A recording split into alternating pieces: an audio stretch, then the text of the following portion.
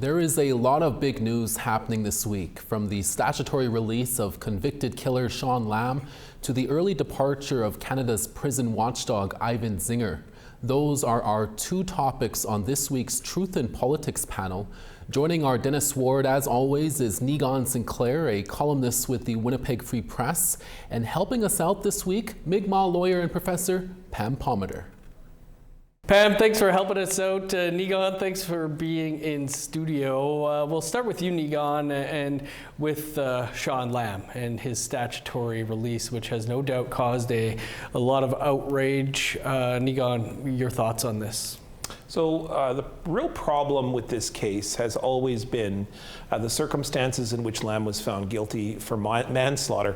The sentencing for Lamb is pretty much on average, in fact a little bit higher than average for manslaughter cases at 20 years. And serving 2/3 of that sentence means that he is up for parole. The real problem, of course, is that this was a situation of not just murder, but likely first-degree murder.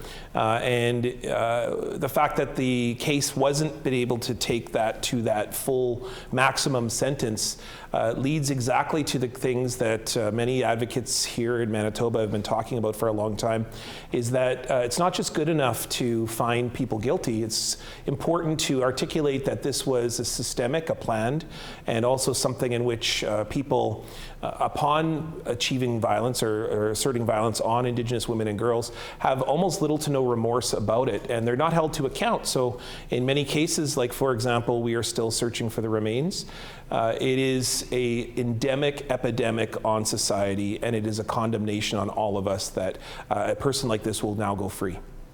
Pam, from what we understand, none of the families of the victims were informed ahead of time. Did the Parole Board of Canada handle this improperly? I think so. And here's the thing. I know that our society is trying to balance all of these rights and laws and all of that when it comes to incarceration and convictions and things like that. However, knowing that he is a threat, a very serious life threat to Indigenous women, knowing that the families are probably worried about the safety, no notification is just one part of it. But the second part is, what is the system doing to protect the families from retaliation? What is the system doing to provide extra protections, knowing that they're releasing a significant risk to the community? And that's always my concern, far and above notifications, because what are they doing to protect Indigenous women and girls, knowing that there's a very serious risk here and that there may be other things that come up in the future? And this is always, this little area here is always where the regret after the fact serious incidents happen. And then people are saying, oh, but why was he released? Or why was there no protections? Like, it's no good after the fact. They need to upfront be engaging here. Niigaan, we're going to change subjects but stick with the prison system. And the federal correctional investigator Ivan Zinger held his last press conference this week and is leaving his post 2 years early. One of the reasons given was the government's failure to address the gross overrepresentation of Indigenous people in the federal prison system. There is almost no will in the current situation in Ottawa to deal with the issue of incarceration with Indigenous peoples.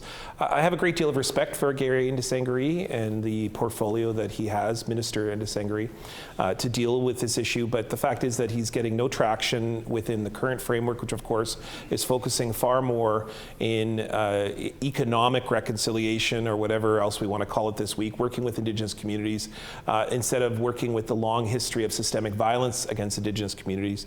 And we see that consistently and continually, that social issues, especially in the federal budget, just are not getting traction, are not getting attention. And I spent some time last week in Ottawa with Senator Kim Pate and heard all of the ways in which the uphill battle that she is working to try to deal with the issue of the over-incarceration of Indigenous peoples in the federal correction system.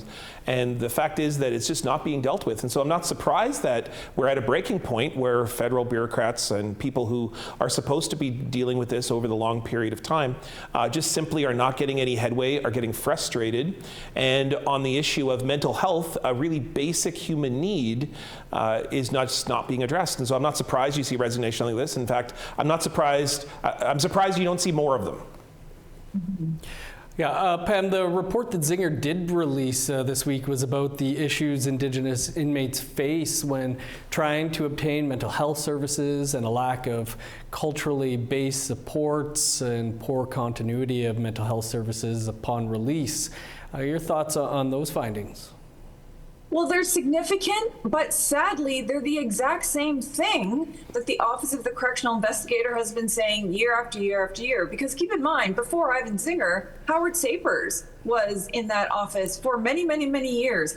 Every single one of his reports said, Indigenous peoples, this over-incarceration, it's because of discriminatory federal policies. It's a refusal of the federal government to take action.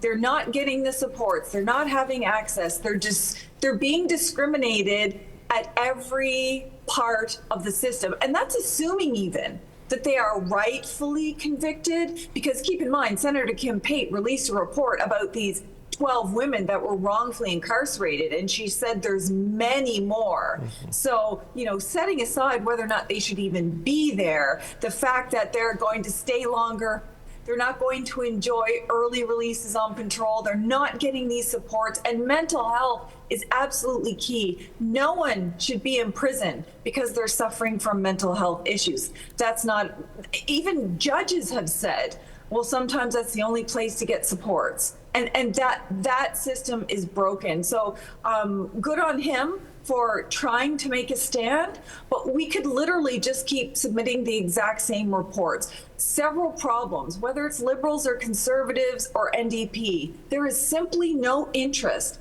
in addressing issues around incarceration.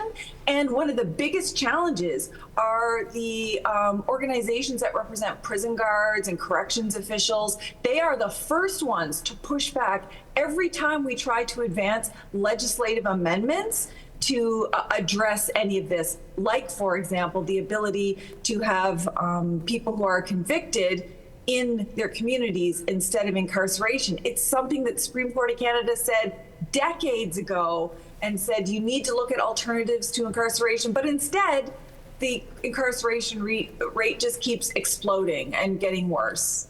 Changing topics again, Niigaan, you wanted to talk about the COP30 conference, the annual United Nations Climate Change Conference in Brazil this year. Some Indigenous land defenders stormed the conference. So what was going on here?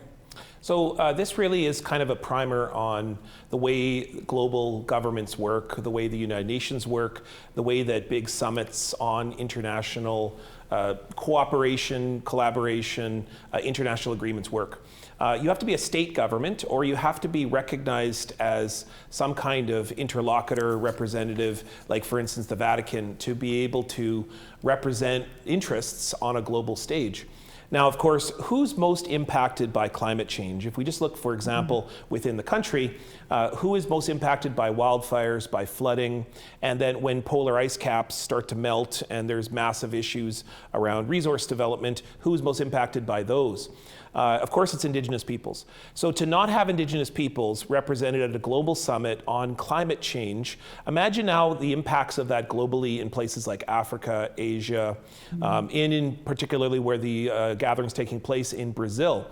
In the Amazon rainforest, there is outright military attacks on Indigenous peoples when they refuse to allow deforestation, drilling, big damming projects on their territory. And the governments down in particular areas of the world, not just in South America, but particularly in South America, just open fire, just outright arrest, and then outlaw certain Indigenous groups simply for saying no or evoking that their territorial, their traditional ancestral rights are in that area.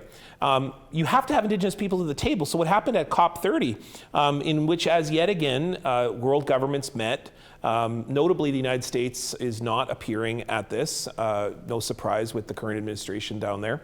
But Indigenous peoples then just said, we are going to be heard, we are going to enter the building, and they did so.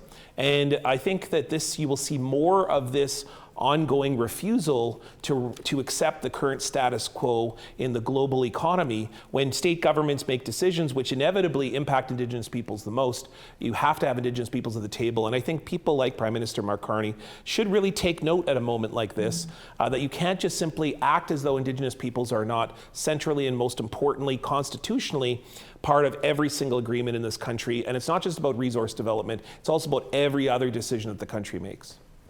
Canada has promised more than $300 million towards some of these goals set out here. And, you know, Pam, these COP meetings are typically held in far-off places. In recent years, Egypt, Dubai, Azerbaijan. Does anything concrete to protect the earth or cut emissions come out of them? I haven't seen anything substantive yet. I've seen a lot of promises, commitments, dedications, but something substantive that has significantly moved the marker. And keep in mind, this is a matter of life and death. This isn't just, hey, I want a seat at some corporate board. This is life and death for Indigenous peoples around the world, and especially what's in COP30 right now.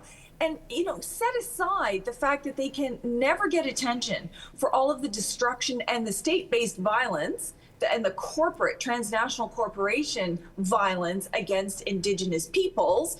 They can't get attention for that. Their other concerns were just, look at the cost of this meeting. Mm-hmm. You are having this meeting in this area with some of the most impoverished peoples in the world, and the millions of dollars that are going into this meeting without any consideration for people who are starving on the outside. And I think another thing that Mark Carney really needs to take into consideration is that the most notorious and feared companies around the world, extractive industry companies, mining, oil, gas, that have transnational corporations in other countries impacting Indigenous peoples are Canadian, disproportionately Canadian. Yet Canada hasn't taken any accountability for the fact that our corporations are committing violence and hurting Indigenous peoples around the world. And that's something he should also put and address. Pam, Niigaan, we'll leave it there. Niigaan, great to have you in studio. Pam, really appreciate you helping us out this week. Yeah. Anytime.